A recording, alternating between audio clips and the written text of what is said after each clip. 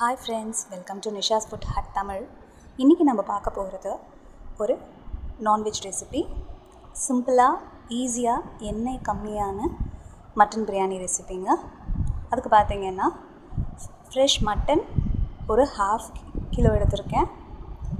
இது கூட ஒரு 1/2 ஸ்பூன் அளவு மஞ்சள்தூள் சேர்த்துக்கோங்க. சில்லி பவுடர் 2 ஸ்பூன் சேர்க்குறேன்.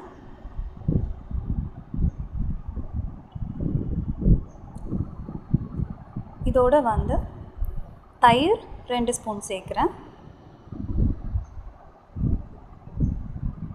காஷ்மீரி ரெட் சில்லி பவுடர் சும்மா கலருக்காக சேர்க்குறேன், ஒரு 1/2 ஸ்பூன். இஞ்சி பூண்டு விழுது 2 ஸ்பூன். இந்த மட்டனுக்கு தேவையான அளவு உப்பு சேர்க்குறேன். இப்போ நம்ம சேர்த்த மசாலா எல்லாத்தையுமே மட்டனோட சேர்த்து நல்லா கலந்து விட்டுக்கோங்க. இதை நம்ம ஃபஸ்ட்டே பிரியாணி செய்கிறதுக்கு முன்னாடியே இந்த மசாலா ஆட் பண்ணி மட்டனை ஊற வைக்க போகிறோம். இது இப்படி செய்யும்போது மட்டனில் மசாலா இறங்கி நம்மளுக்கு பிரியாணி செய்யும்போது மட்டனில் இருக்கிற மசாலாவும் நல்லா ஊறி டேஸ்ட் நல்லாயிருக்கும். மட்டன் ஊறிட்டுருக்கும்போது நம்ம குக்கரில் ஆயில் ஆட் பண்ணிக்கோங்க. ஒரு 5 ஸ்பூன் அளவு ஆயில் சேர்க்குறேன். 2 ஸ்பூன் அளவு நெய் சேர்க்குறேன். இதுதான் நம்மளோட எண்ணெயும் நெய்க்கான ரேஷியோ. நல்லா சூடாயிட்டக்கப்புறம் 3 பட்டை சேர்க்குறேன். 2 மராத்தி மொக்கு சேர்க்குறேன்.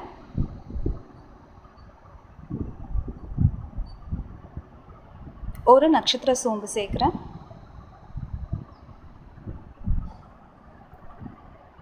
கிராம்பு ஒரு 4 கிராம்பு அளவுக்கு சேர்க்குறேன்.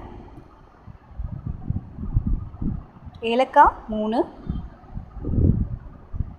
சோம்பு 1 ஸ்பூன் சேர்க்குறேன்.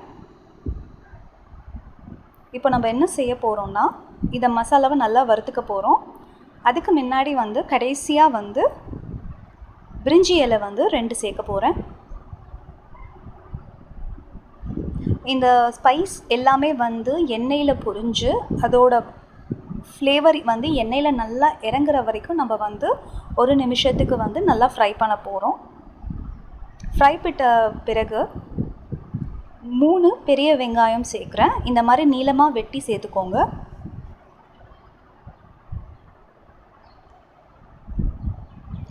வெங்காயம் சேர்த்துக்கிட்ட பின்னாடியே 2 பச்சை மிளகாய் சேர்க்குறேன். உங்களுக்கு காரம் அதிகம் வேணும்னா 3 கூட சேர்த்துக்கலாம். 3 ஸ்பூன் இஞ்சி பூண்டு விழுது இந்த ஸ்பைசஸ்க்காகவும் நம்ம சேர்க்க போகிற அரிசிக்காகவும் சேர்த்து நம்ம சேர்க்குறோம். இந்த நான்வெஜ்ஜுங்கிறதுனால நம்ம இஞ்சி பூண்டு விழுது கொஞ்சம் நம்ம கூட சேர்த்துக்கிட்டா தான் மட்டன்லேருந்து வர ரா ஸ்மெல் வராது. இந்த மாதிரி இப்போது நல்லா வதக்கிக்கோங்க. இஞ்சி பூண்டு வெங்காயத்தோட பச்சை வாசனை போகிற வரைக்கும்.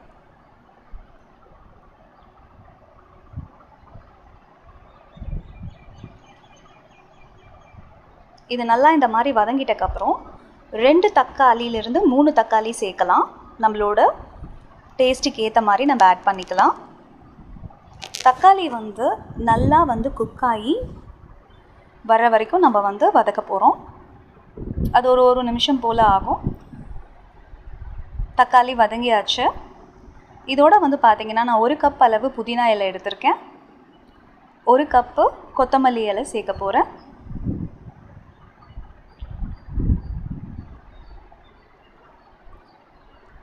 இதை நல்லா வதக்கிக்கோங்க. புதினா கொத்தமல்லியோட எசன்ஸ் இந்த மிக்சரில் நல்லா இறங்கும். டைஜஷனுக்கு நல்லது. இப்போது இந்த வெங்காயம் தக்காளிக்கு தேவையான அளவு உப்பு சேர்க்குறேன். நம்ம ஏற்கனவே மட்டனில் உப்பு சேர்த்துருக்கோம். இப்போ இது நம்ம போட போகிற அரிசிக்காக உப்பு சேர்க்குறோம். அதை நல்லா வதக்கிக்கோங்க. வதங்கிட்டக்கப்புறம் நம்ம ஊற வச்சுருந்த மட்டனை ஆட் பண்ணிக்கலாம். மட்டனில் பார்த்திங்கன்னா நம்ம ஒரு 1/2 அன் ஹவர் நல்லா ஊற வச்சு எடுத்ததுனால மசாலாவோட காரம் அந்த ஃப்ளேவர் எல்லாமே மட்டனில் இறங்கியிருக்கும். இப்போ நம்ம ஜஸ்ட் இது ஒரு நிமிஷம் வதக்கிட்டு 1 கிளாஸ் அளவு தண்ணி சேர்க்குறேன் இந்த மட்டனை குக் பண்ணுறதுக்காக. பாருங்கள், இந்த மாதிரி தண்ணி சேர்த்துட்டக்கப்புறம் கொதி வரும்போது குக்கர் மூடி போட்டு 4 விசில் மீடியம் ஃப்ளேமில் வச்சு குக் பண்ணுங்கள்.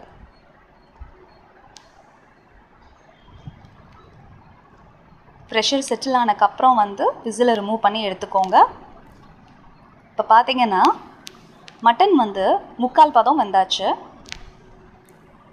பார்த்தீங்கன்னா உங்களுக்கே தெரியுதுங்களா? இப்போ வந்து என்ன செய்ய போகிறோன்னா, இப்போ இதோட வந்து 4 கிளாஸ் அளவு தண்ணி சேர்க்க போகிறேன். மொத்தம் 5 கிளாஸ் தண்ணி சேர்த்துருக்கோம் நம்ம. இப்போ பார்த்தீங்கன்னா சீரக சம்பா அரிசி நான் வந்து 3 கிளாஸ் எடுத்திருக்கேன். 3 கிளாஸ் அரிசிக்கு 5 கிளாஸ் தண்ணி சேர்க்க போகிறோம். அதுதான் வந்து நம்மளோட மெஷர்மெண்ட்டே. இப்போ நம்ம சேர்த்துருக்க தண்ணி எல்லாமே வந்து பார்த்திங்கன்னா நல்லா கொதிக்க ஆரம்பிச்சாச்சு. சீரக சம்பா அரிசி நல்லா ஒரு 15 மினிட்ஸ் நான் ஊற வச்சு வடித்து எடுத்திருக்கேன். அதையே சேர்த்துக்கோங்க.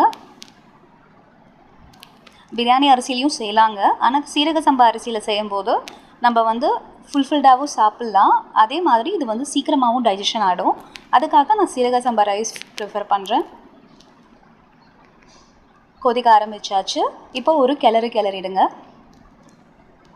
பார்த்திங்கன்னா இப்போ அரிசி எல்லாம் மேலே விழும்பி குக் ஆக ஆரம்பிச்சாச்சு. இந்த டைமில் வந்து மீடியம் ஃப்ளேமில் வச்சு ஒரு விசில் தான் நம்ம குக் பண்ண போகிறோம். ப்ரெஷர் செட்டில் ஆகிட்டு விசில் ரிமூவ் பண்ணிவிட்டு பார்த்திங்கன்னா நம்மளோட ஈஸியான சிம்பிளான மெத்தடில் பண்ண ஸ்பைஸியான மட்டன் பிரியாணி ரெடி. இதை கண்டிப்பாக வீட்டில் ட்ரை பண்ணி பாருங்கள். இதில் வந்து நம்ம எண்ணெயோ நெய்யோ எதுவுமே கூட நம்ம சேர்க்கவே இல்லை. அதோடு வந்து பார்த்திங்கன்னா மட்டன்லேயே நிறையா பார்த்திங்கன்னா ஃபேட்ஸ் நிறையா இருக்கிறதுனால நம்ம அதை குக் பண்ணும்போது அதுலேருந்து வர்ற ஆயிலே நம்மளுக்கு வந்து போதுமானதாக இருக்கும். கர்டு அப்புறம் வந்து பார்த்திங்கன்னா இந்த ரெட் சில்லி பவுடரெல்லாம் சேர்த்துருக்கிறதுனால கர்டு வந்து மட்டன் வந்து சாஃப்டாகவே வச்சுருக்கோம். ரைஸையும் வந்து மாய்ஸ்டோட வச்சுருக்கோங்கிறதுக்காக சேர்த்துருக்கோம். கடைசியாக வந்து பார்த்திங்கன்னா ஒரு அரை லெமனோட ஜூஸை வந்து நான் வந்து சேர்த்துக்கிறேன். நல்லா மிக்ஸ் பண்ணிக்கோங்க. மட்டன் எல்லாம் பாருங்கள் எவ்வளோ பர்ஃபெக்டாக நல்லா வெந்து வந்திருக்கு பாருங்கள். இந்த பிரியாணி ரெசிபி கண்டிப்பாக வீட்டில் ட்ரை பண்ணி பாருங்கள். கண்டிப்பாக ரொம்ப நேரம் எடுக்காது மட்டன் வேக வைக்கிறதுக்கு. ஃப்ரெஷ் மட்டன் வாங்கி கண்டிப்பாக வீட்டில் இதை ட்ரை பண்ணி பார்த்துட்டு உங்கள் ஃப்ரெண்ட்ஸ் அண்ட் ஃபேமிலியோடு இதை ஷேர் பண்ணுங்கள். கண்டிப்பாக இந்த ரெசிபியை பற்றின உங்கள் ஃபீட்பேக்கை வந்து நம்ம கமெண்ட் செக்ஷனில் பதிவு பண்ணுங்கள்.